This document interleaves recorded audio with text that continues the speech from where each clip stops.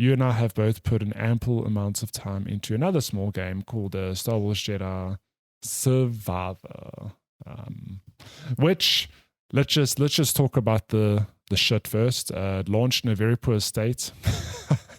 It's still in a very poor state. Still in a very poor state. So I think on PC specifically, this game is like unplayable for many people, and even those with the top of the range graphics cards, CPUs, etc., are struggling to play this game because it's just not optimized.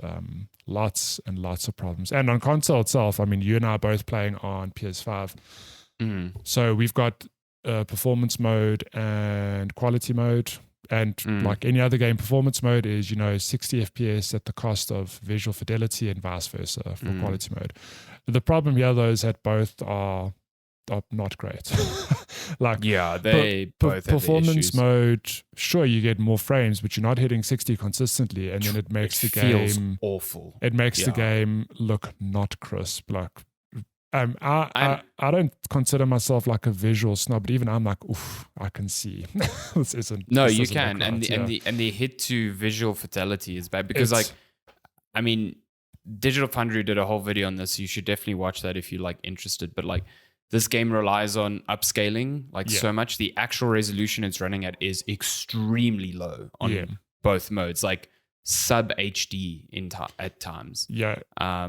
So when performance mode is kicked in, it just looks fucking terrible. I think I just can't recommend playing like that. Quality mode obviously looks a lot better, but it's not right. Like, there are moments where I'm dipping below 30 even, which is ridiculous. I think it's down to the point that both modes engage ray tracing, and you just have no way to disengage that. So it's like the dips you're seeing on 30 is when you get close to like a body of water and there's reflections, and it's just like the whole game is just dying trying to render all this shit at the same time. So they should just offer a toggle, turn off ray tracing. I don't give a shit. I'll put it off.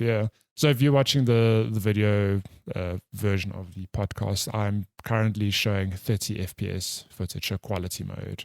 The thing is, I'll always play with 30 here while in the state that it's in now, because it's the most consistent. No, and exactly. When you're fighting in combat and you're trying to get parries off, the last thing you want is a fluctuating like frame rate, which affects your input latency. And then you can never time a parry because you don't know. You have like no muscle memory for it. So 30 will have the most latency, but at least you can account for it over time by like understanding where it's coming from. So and it's a real pity because I really like this game. It's a good game. And I it's think, a great game. I think it's soured the experience for a lot of people because, look, so I don't know how much you've played. I've played about 12 to 13 hours. I'm only on Jeddah, which is, I mean, you start on Coruscant, you go to a planet called Koba, which is what you're seeing on the footage now, and you go to Jeddah. So I'm only on the Saloon planet in the Star Wars universe. I've only reached the third planet. And from what I've played thus far, like, I've really enjoyed my time. I feel that I still don't think it's a perfect game. There are things I dislike about it, like the map system, still garbage. I think. Wow, it's still so bad. I can't fathom how one of the biggest criticisms of the first game just wasn't addressed. Straight up not addressed. Straight up okay, we hear you, but we don't. Here's like an almost identical map system, which makes it very difficult to figure out where you need to go, which is an even bigger problem in this game because it feels like, again, based off my opening hours of the game, these planets feel a lot bigger. Much, much bigger, much more expansive. I think like the first game definitely had Metroidvania elements to it. This feels like they've lent into it a lot harder. The first planet's very open. There's lots of things to do. Good luck figuring out how to get there because so I'm playing in the hardest difficulty. You die very quickly. But I don't know. Other than that, though, like, I'm very excited to dig into the story here. So I just got swiped by Lupin, you little bitch. Wow, how rude. Jesus. I got such a fright. Fucking, he's like, how dare you talk about video games and not about me? That is so weird. He just clawed me. What do you want? Yes. Did he draw blood? And he didn't draw blood. Not But yet. yeah, so I've been rambling. You tell me what you feel about this game. No, I think I'm very much on the same page as you. I think this game has performance issues, but it's still a good game, and I think that's what stands out the most. Is just really, really fun. I like that they didn't reset you at the beginning of this game. I think that is crucial to it's crucial to the experience, because like you start the game as Cal as he was at the end of the last game in terms of abilities, and that's great because I can force pull a fucking stormtrooper and stab him if I want to, which is like one of the things I love doing at the end of Fallen Order, because you only get pulled like quite late in that game. Like if they took things away from you, it would just feel bad. So I'm glad that they've kind of pushed along with that. That said, I do feel like because of that, I do not care about many of the new mechanics, because I feel like I can just continue playing in the same way that I've been comfortable with. So one of the big things added here is stances for your lightsabers. So in Fallen Order, you had only you had 3 lightsabers. You got one stance near the end where you could split them up, but that was only used as like a special attack. It wasn't actually something you fought in. Here, you're allowed to equip 2 stances at a time, which makes no sense to me. Why not just all of them? Why can't you just use all of them? I mean, it just feels weird. Like, so it's like single bladed or dual bladed or split bladed, or I unlocked very recently blaster stance where you have like a gun in one hand and the sword in the other. And then I think the last one is crossguard, where you get Kylo Ren's fucking lightsaber or something stupid. Nice. I just don't... I've, since the beginning, kept single and dual-bladed. I messed around with the others, and I'm just like, I don't see the point in these. Yeah, this is where I get to be a critic and go and start nitpicking. And I think, why not adopt something similar to a Ghost of Tsushima, where, like in Ghost of Tsushima, you can rock with one stance, fine, like it does work. However, if you switch, you'll have a bad time though. Yeah, if you switch to another stance, you get like a clear advantage. Yes. Look, I don't quite know how it would be executed here, but I feel that the stances at this stage are, in terms of just show. Like which one? Yeah, they're superfluous completely. Which one do you prefer? Okay, well, I guess you're going to use that one.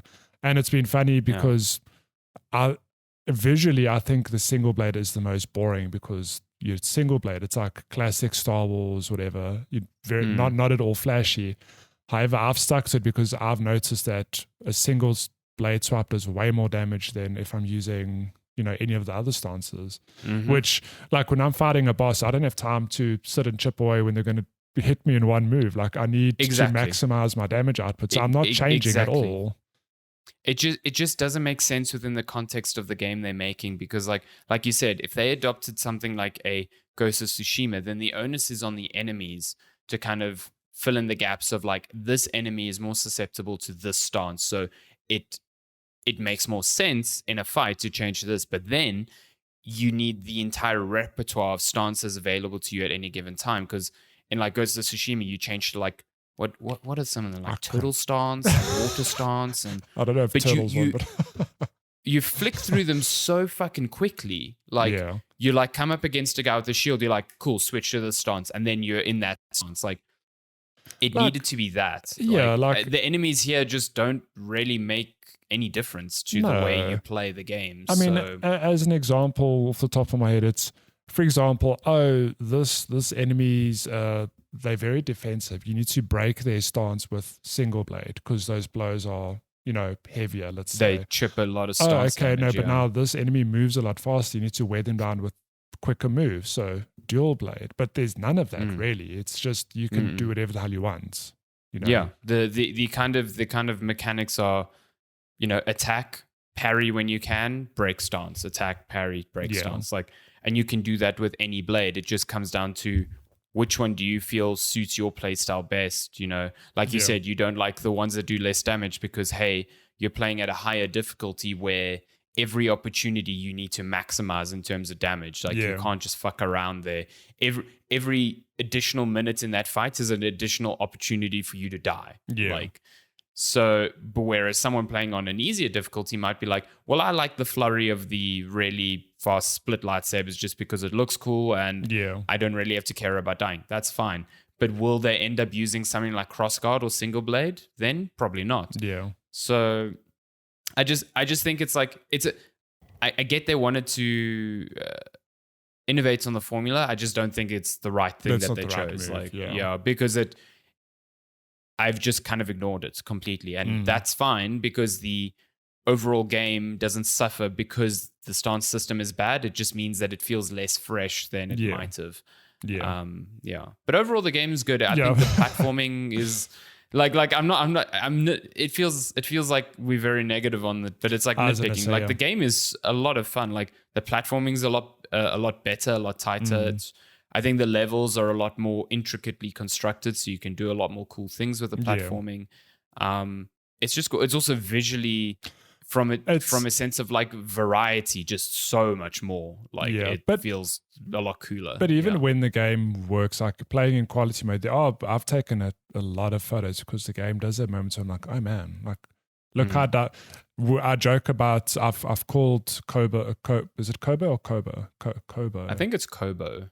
So this is the first planet you arrive on, and there's basically a big saloon in the middle, which acts as your hub for the duration of the game. It's a very cool little area, Yeah, but then as I've explored this planet, I'm like, oh, it's not just cowboy land, with desert and tumbleweed enemies. It's like, oh no, there's some lush areas. It's actually very diverse, and this is just one planet.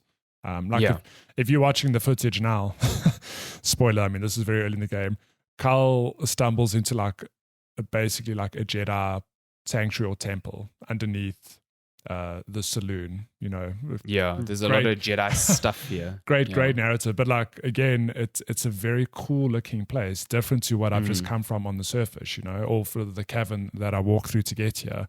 So I think they've really ramped up on that front. And again, like we still actually pretty early in the game. There are a lot more planets to explore. I think there's a lot, Joe. It's a much larger game than Fallen Order. I've seen people say it's like a 20 to 30 hour game, which is quite expensive. And I've seen anecdotally people talking about like the second half of the story is just unreal. Yeah. So like I'm really enjoying the story already, and I'm enjoying the little seeds that they're using to set up certain conflicts. Yeah. I wasn't too hot on the like, Cal has none of his friends, and now the first few hours of this game are you just recruiting them back. I was like, oh my God, okay. But once you get the whole crew back together, the chemistry between them is just so good. Like it's, I'm really, really digging it. And it's a pity that Zelda's out now that is going to distract me from this game, but I'm having a good time with it. It also, we've talked about how it looks. It sounds phenomenal. Yeah. Like, my God, it is great. Like wall to wall, some of the best sounding Star Wars stuff ever. It just sounds fucking great. Good music, incredible effects work. Like, it is a Star Wars like treat in that sense. It's got the look and the feel of a Star Wars game. Yeah, I was going to say, I suppose in some concluding words, because obviously we are going to keep chipping away at this game and finish it in the coming weeks, but it's like, it does a good job of making you feel like a Jedi, which I think, 100%. if it's a Star Wars game about, Jedis, that's the thing you need to nail. So it does nail that, which is really cool. And there was a thought by good old Timur Hussein on the Giant Bomb podcast he was like, it's good that there is just consistency in Star Wars games again. Yeah. He's like, when last was there a Star Wars sequel to a game that was actually good? He was like, probably Knights of the Old Republic. And I was thinking about it. And I was like, he's probably right. Yeah. Like, because Battlefront sequels have been bad. The Force Unleashed sequel was bad. Yeah. So the fact that this came out also only took 3 years, which is unheard of. Which is crazy. Yeah.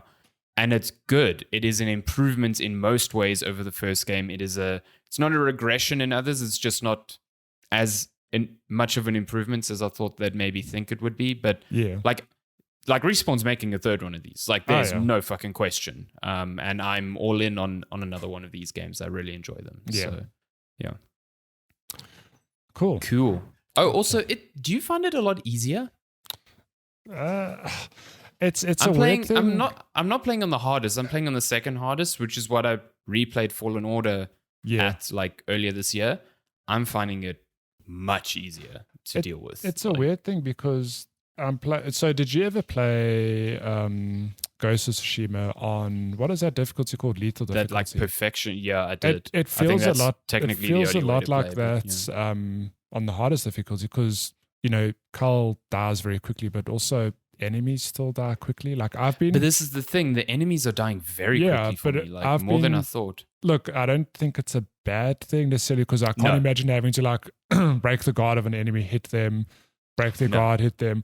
But it is weird how even some bosses I get to them and then when I figure the boss out, I'm like, oh, like they actually go down very quickly. It's a couple hits, they're like huge chunks of their health are going down.